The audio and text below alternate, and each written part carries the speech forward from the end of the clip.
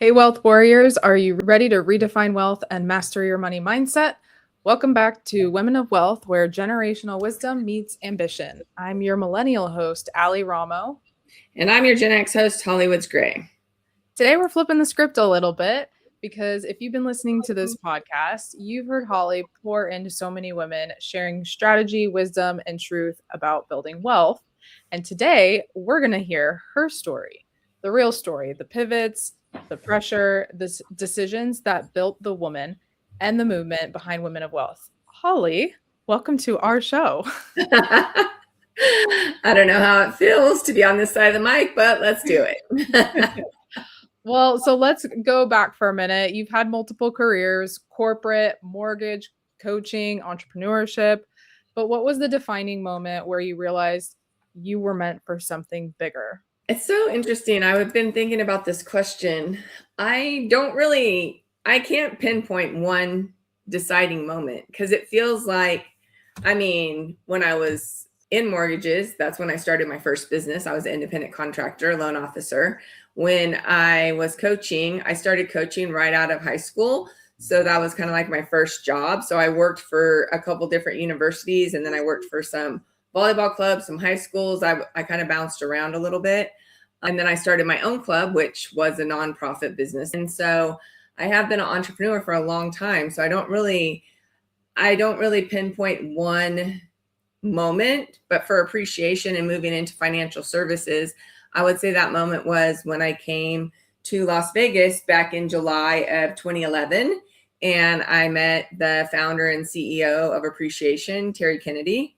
I was in a personal and professional development workshop. I was coming in and volunteering on the staff, and Terry was the chief of staff. So I got to meet him, and I just started finding out a little bit more about what they were doing. But actually, when I first heard about Appreciation Financial, I was looking at the opportunity as a way to create some income for my club, not necessarily for me personally.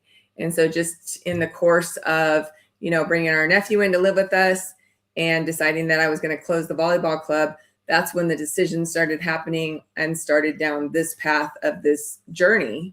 And then Women of Wealth, more specifically, Women of Wealth originally started as the women's initiative within Appreciation Financial. And that started almost 11 years ago now, over 11 years ago now. It was me and two other women who just looked at the top and all we saw were men. And so in an industry where we see a lot of pale, male, and stale, we decided to start something where women would have a place to grow and learn and get trained and all that. So really taking all that experience that I have, whether I was in corporate, when I was coaching, and when I was doing mortgages and all that, and really taking that experience and putting it into my business in the insurance industry. And then, of course, Women of Wealth as it's grown and changed and all the things. So, Hawley, you were an athlete, and then you kept doing athletic endeavors like coaching, and then you were involved in the personal development space and mortgages. Did you always think, like, I'm not going to have a normal job, like I'm going to do something different? Or was it just like a natural progression of opportunity that you decided to take? Well, I didn't always think that I wasn't going to work for somebody. I worked in corporate America for about 4 years. I was selling software.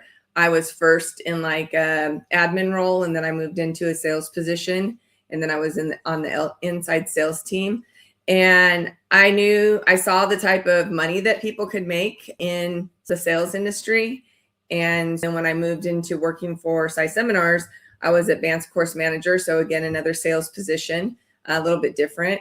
And what I had realized is that my whole life I had been in a position where I'd always kind of been in sales. Like when I was playing volleyball, I thought I was going to go play for like a Division II or Division III school. And then I asked for my scholarship to the D1 school, And then when things changed and they dropped the athletic program, I asked for opportunities to come my way. So it was kind of like I realized early on that if it was going to happen, I had to do something about it to be successful and to get a career. So not necessarily that I wasn't going to work for someone else, but definitely that I wanted to be on the sales side of things.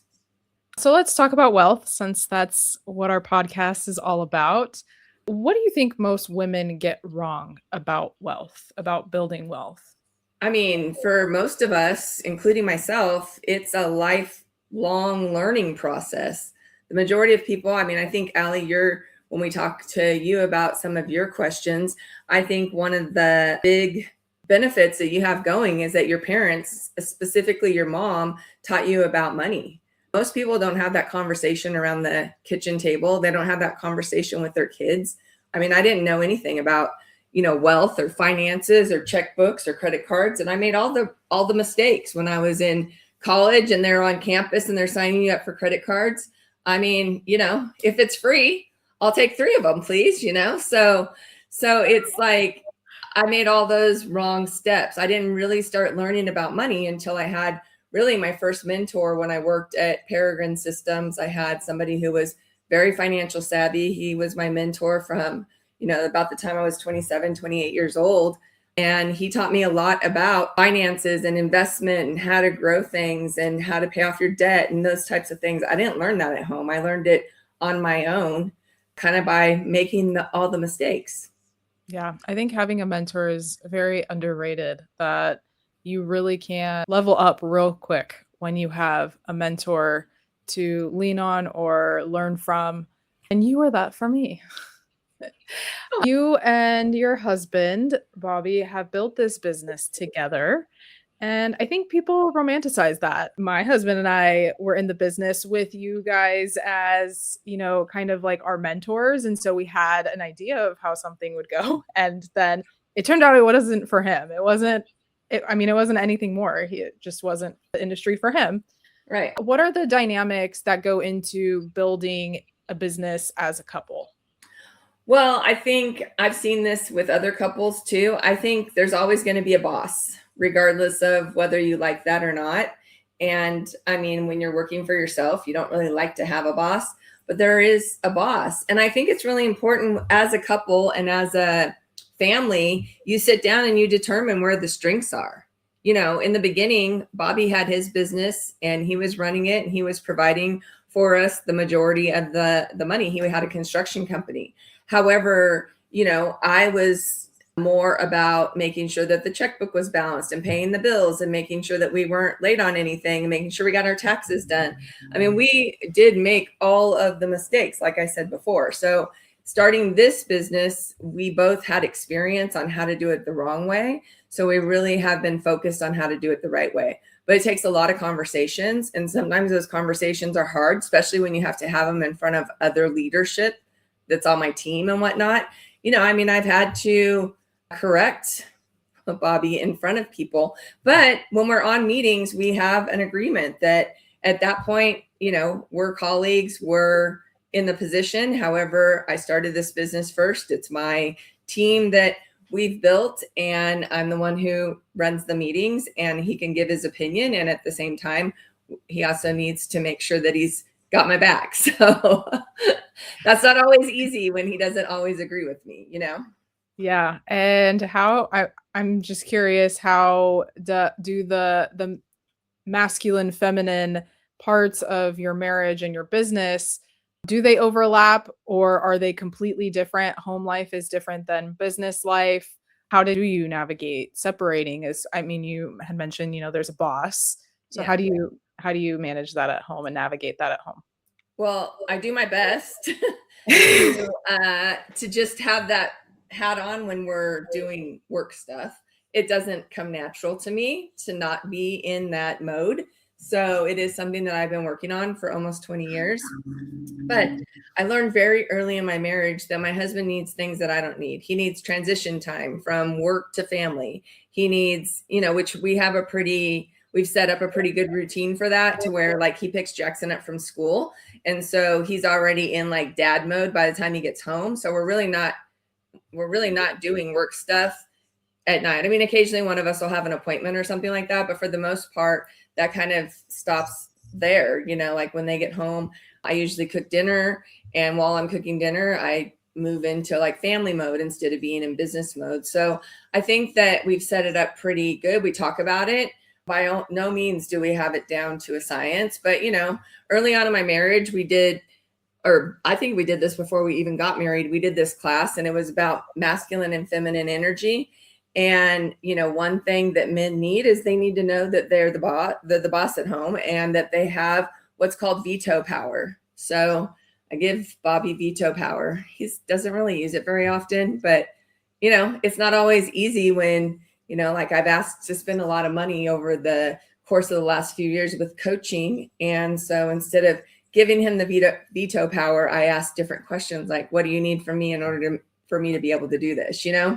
So those are tough conversations, but veto power. So he can veto anything. He just never does. That's the saleswoman in you. You're not giving him the opportunity to have the veto. Yeah, he has it. He can do it. He just doesn't really use it very often. I like your triggers too, that you guys have these physical triggers that get you into mom mode, dad mode, wife mode, husband mode, because I mean, especially working from home, that can be hard to do when your office is in your home. One thing Sandra Yancey says, like when she's driving home, I think she takes something, like she imagines herself taking like that CEO hat off before she walks in the door, so that it's easier said than done. But there are different coaches out there that have like different triggers, whether it's walking outside your office door. I think that's really important for people to have that different mode, and that really separates your success in relationship and not muddies the water between home life and business life.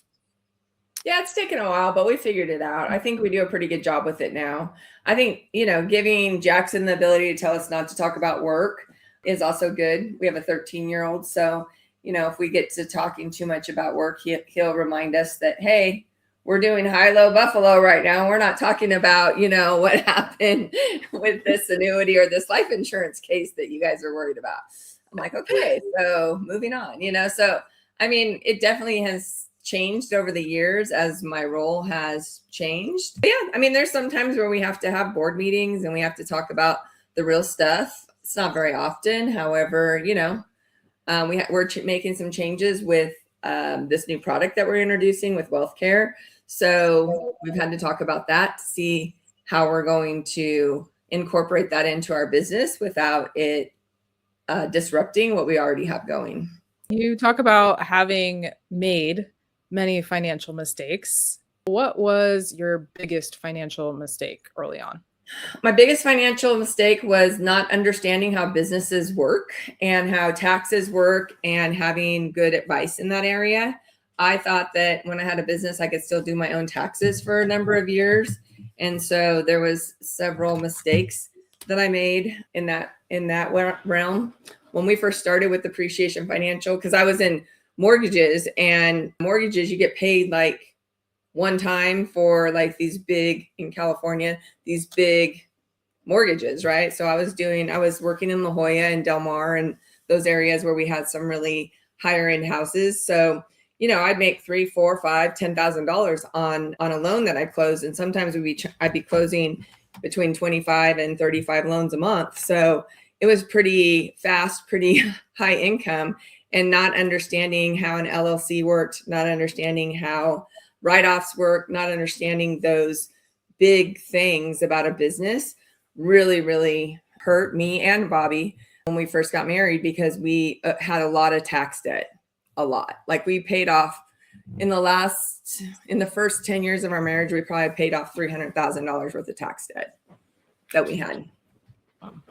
So, and I owned a condo in San Diego. So we got rid of that condo in 2009. And so, in that whole, I was in mortgages when the market crashed, back when the recession hit 2007, 2008. He was in construction, which slowed down tremendously as well. So, for a while, he took a night job so that we could pay our bills. And I was trying to run this volleyball club that was a nonprofit. So I wasn't making much money doing that. So, we've had to several times in our life evaluate, okay, you have a master's degree, Hawley, you have this, you have that. Maybe it's time for you to go look for something different that's going to make some changes for our family. So if If you could tell your 2008 Hawley self something different financially, what would she have done differently? 2008. Wow, I don't think that's far enough back. Okay, when did you get into 2002, money? maybe. I was gonna say, when did you start 2002. money I would have, Jill will appreciate this. I would have used all of the stock options that I had from the corporate job that I had to buy our grandpa's house. And then I would have just demolished this house, which was really small, and built something really nice in this area. And I would probably still live there today. So that's what I would tell my younger self. Take all that money and instead of buying a condo downtown, go buy your grandpa's house. Because honestly, like if you own property in San Diego, especially in this area where he lived, the housing has gone up quite a bit there. It was a great property, had a lot of space. You could build another property on it. They already had the foundation poured and everything. They just never built another house there.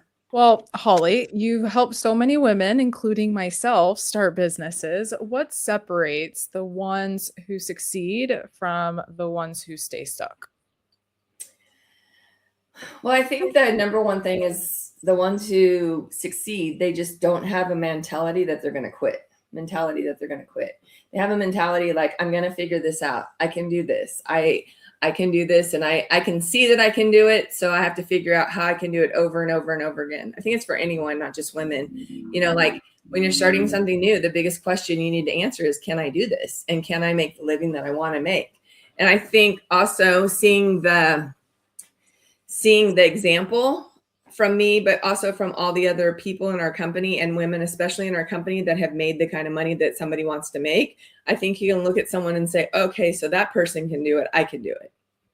That person can do it. I can do it. I mean, I have that person too in our company, when I first started, like, oh, if that person can do it, I definitely can do this, So, I mean, not to bag on anyone or anything. It's just that I have a different style, years of experience, all these things that come into play for people. And I think the people who get stuck get really caught up in the right now. It's hard to start a business when you're making commission only. If you don't have some money saved, if you don't like to hustle, if you're, really stuck in people telling you what to do.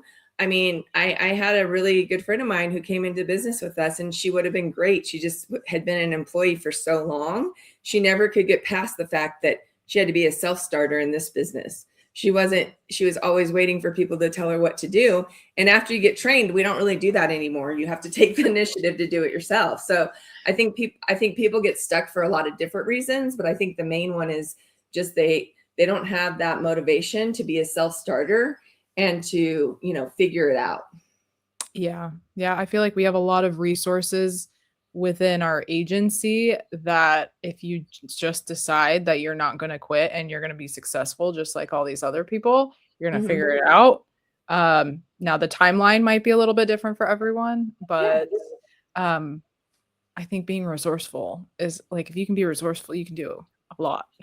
Yeah. And if you just have a mentality, like you're not going to quit. I mean, really what we do, I mean, Terry told me this when I first started, it's like bumper bowling, it's like, if you throw the ball enough times, you're going to get a strike, so especially when the bumpers are up.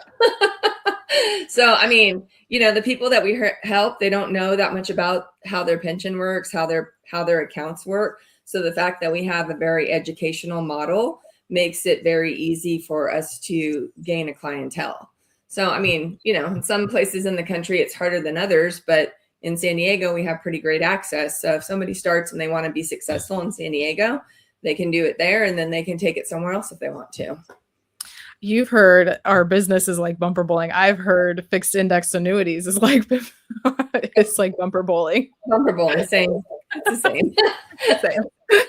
I mean, it was, especially when I started, we had one carrier that we worked with. That was it. Now we have more choices, which is great for the clients because now we can look at what their goals are and really match them with the right product now. But I mean, back then when I first started, we only had one carrier that we worked with.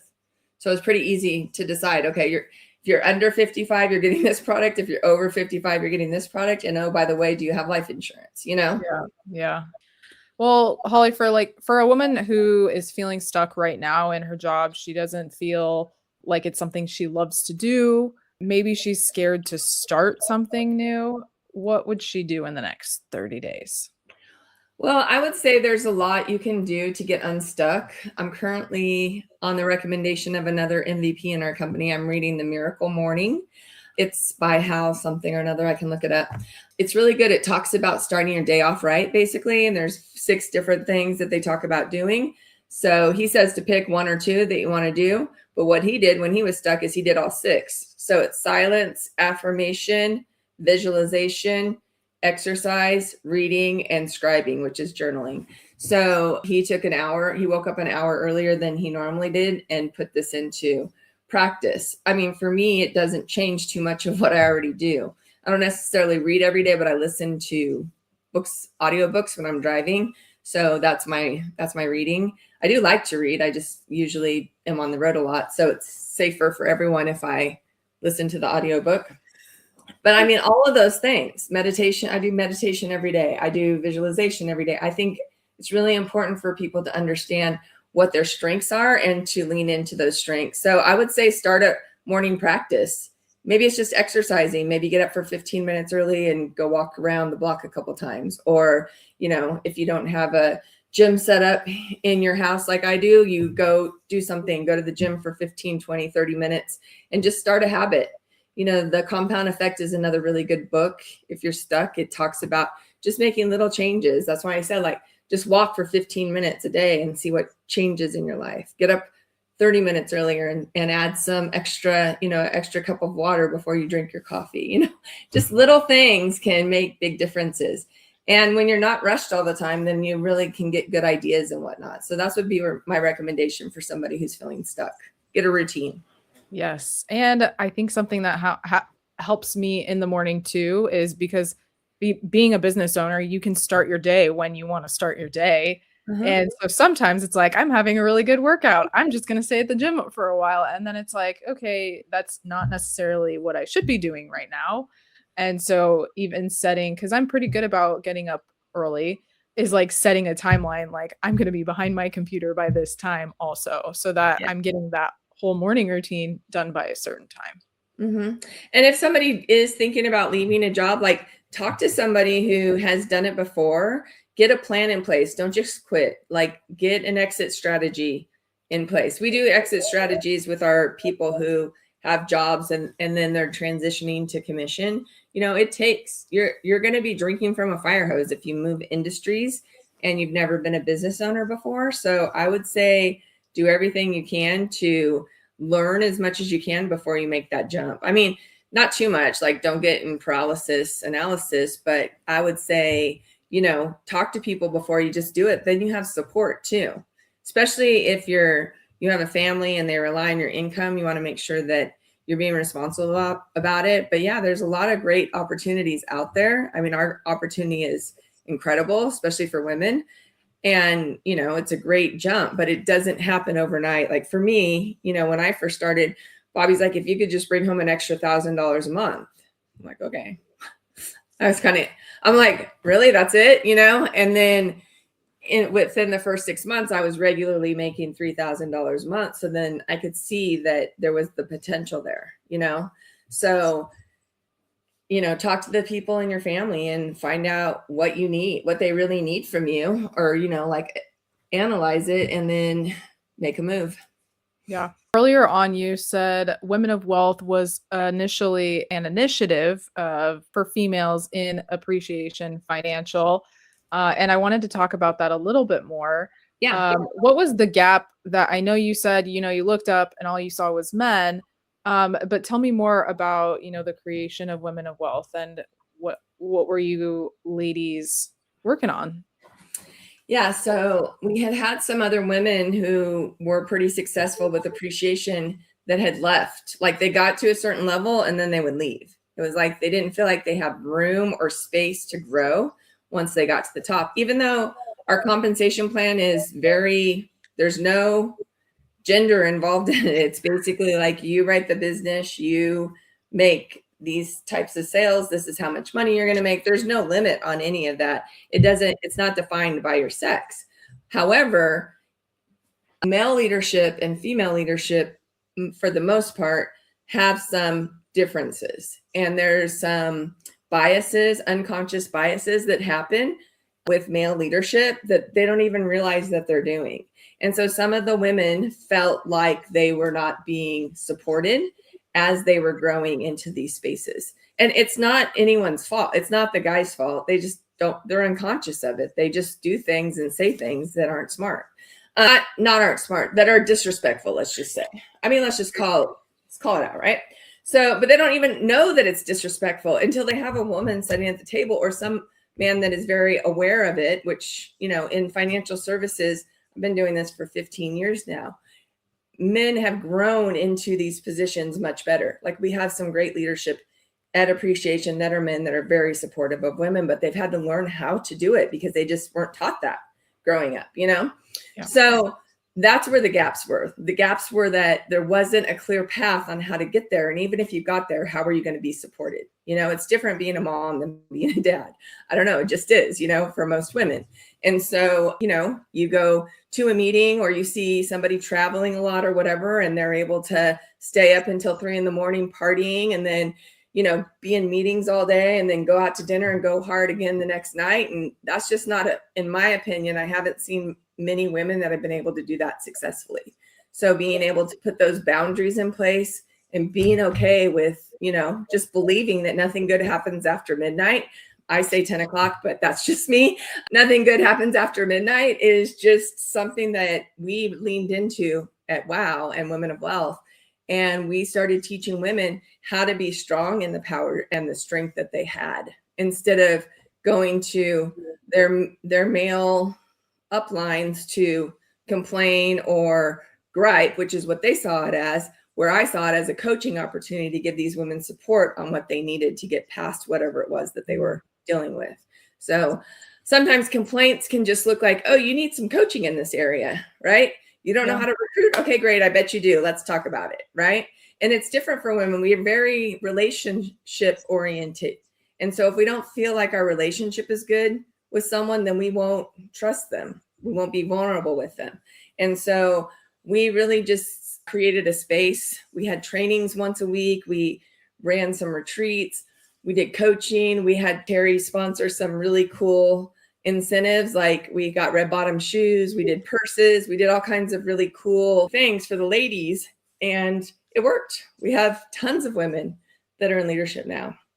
And it worked pretty quickly within the first 5 years. So, you know, Terry supported us quite a bit financially when we first started. And then, you know, it just has grown into something different. Both of those ladies, one of them decided that she didn't want to be in the business anymore.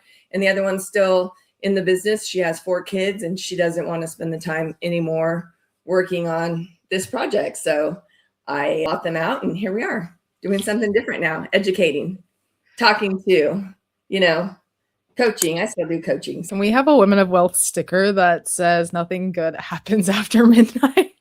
Yes. I could even say, and Hawley says 10 o'clock. So you choose. I love that. So combining financial services, entrepreneurship, and now healthcare with wealth care. Why is this combination so powerful right now in today's economy? Well, the more I get into the health insurance side of things, it's just so sad. It's so sad how underutilized and how starved people are for this type of product that we're introducing, wealth care. And so recently I had someone who is a colleague of mine who has a friend who I know the friend also, but I'm not really friends with them. She passed away in December of cancer. And what I found out as a result of, you know, being friends with this gal is that her and her husband didn't have health insurance. And so she had this problem in her stomach for over a year that she didn't go get treated. And it's called delaying care, either because you're underinsured or you don't have health care. And, you know, I mean, when you get into your 40s, 50s, and 60s, and you start having problems, especially if you you think it's like cramps from like your women's stuff, you know, and maybe you've been in menopause or something like that, it's probably a real problem, you know, and the fact that people don't have access to get that reviewed earlier is really a crime. I mean, it's with the type of country we live in that our healthcare is on the bottom of the list when there's third world countries that have better healthcare systems than the United States of America, something's wrong. So I think that this is the perfect time for us to introduce wealth care to employees and employers that really want to make a difference and that don't have, they will reduce their cost for health insurance over time. It's not major medical, so you still need the major medical, right? I mean, this wealth care would have identified the problem for this gal that I was talking about, but it wouldn't have solved the problem for her. But it would have told her that she had a problem. She could have gone and got labs. She could have gotten, x-rays at urgent care or whatever, that would have been covered. There's certain things that would have been covered for them to identify what was wrong with her a year earlier when she first started having a problem. If her employer, which she worked at a dental office, so if her employer would have had something like wealth care in place. So, I think that it's the perfect time for all of these to come together. The other thing is that, Social Security, nobody was really talking about this, but Social Security, the Social Security Trust, set to expire in 2032. What does that mean? It means that there's not enough people paying into Social Security to take care of the bill that we're paying in Social Security right now. So all the baby boomers and, Gen Xers that are getting ready to retire, there's not enough people paying in. Millennials, Gen Zers, and Alphas, I think, is the new one that's now in the workforce a little bit or going to be soon. There's not enough people paying in to take care of all those people. So, when I get ready to retire here in 10 years or so, I'm probably going to be looking at about 25% less than what my Social Security would be if I was retiring today. So I think that being able to have a product that is a tax credit that can give people the health and the education on the wealth and the retirement is really, really powerful. Yeah. Yeah. And, you had mentioned that lady worked at a dental office. Well, most dental offices don't have that many employees. So they may not have a health plan, but having wealth care as a minimal essential coverage plan, it not only offers them that minimal coverage, but it's a recruiting thing too of keeping employees that are good employees. Yeah. Because right now the hiring is a crazy retention, especially. Yeah. I mean, there's so many people that are looking for jobs, but what happens is, like, I've talked to some of my friends that have employees like this, like at dentist office and doctor's offices. They'll have like 3 appointments scheduled for interviews. Maybe one will show up. Yeah. It's weird. I don't know. I get slapped if that happened when I was younger. You would have too. Oh, yeah.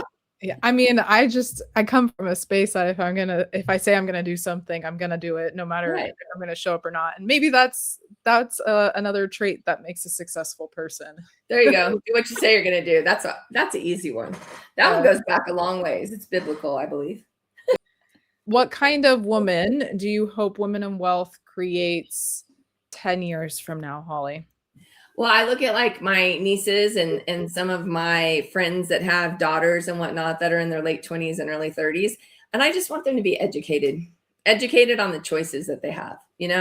I think that that's the biggest thing that we do at Women of Wealth is education, and then provide the opportunities. We have a lot of opportunities, whether that is somebody coming to work with us or us teaching somebody how money works, having life insurance, making sure that no family goes without because one of their parents didn't have life insurance. That's what I hope.